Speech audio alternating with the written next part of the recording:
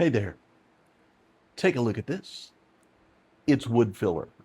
Now, not sponsored, but if you guys want to give me a call, I would entertain an offer.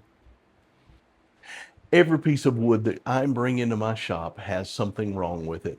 A knot, a nail hole, maybe the board dried too quickly and the grain splits apart. Doesn't matter how good a board looks from 10 feet away. Get close and you'll find flaws. Every board has a history, and that history has left its mark. And that's where this comes in. There's a huge difference. Hiding is painting over rust, hoping that it won't come back. But if you fill something in, you go down to where the problem is, into the gap, and you become part of the structure. Once it cures, you sand it smooth, and that spot isn't weaker than the rest of the board.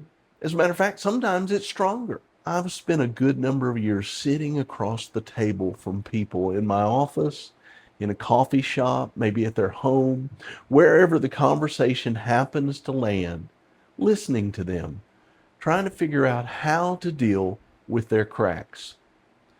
Now, honestly, I have plenty of my own cracks too that I have to deal with. But here's what I've noticed, especially with folks my age.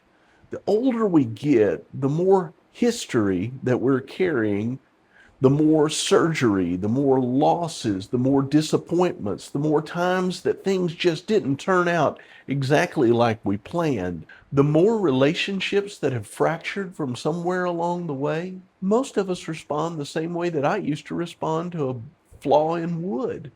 We try to sand down and get it back smooth and pretend like it never happened, like it was never there in the first place. This is how I'm supposed to look. There's no cracks here to see. But that's not how this works. Not with wood, and not with people. Check out what this wood beetle did to this slab of oak I've been working on turning into shelves. It tunneled its way through the tree, leaving a clear corridor of strange structure. Now I sanded, scuffed, sanded again, and stained. The crack doesn't disappear. It becomes a part of the piece.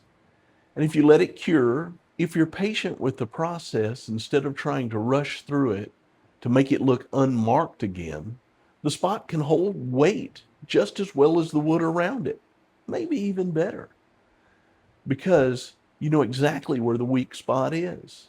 You know it's been dealt with instead of covered up. This is a lot of how I engage with the hurting. If I'm honest with you, it's not about erasing what happened. I can't do that for anyone, and neither can you, no matter how many years you spend trying. But what we can do is go into the crack instead of around it. Name it. Let something true settle into that space instead of pretending it isn't there. Hiding takes energy that filling doesn't.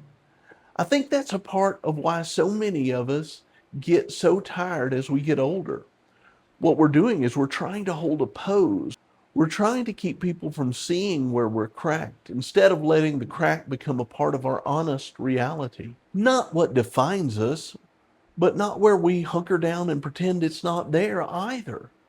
And that's the point. Not that the flaw has disappeared, but it's not fighting the rest of the piece anymore. It's not a weak part anymore. It's just part. So let me ask you something, especially if you're in the same stretch of life that I'm in. What have you been sanding over instead of filling in? What's the crack that you keep hiding from the very people who love you? Or maybe even yourself. You don't have to have it all smooth. You just have to stop pretending that the crack isn't there and let something true go into it. That's where strength comes from. Not from looking unmarked, but being honestly repaired. No, I'm praying for you.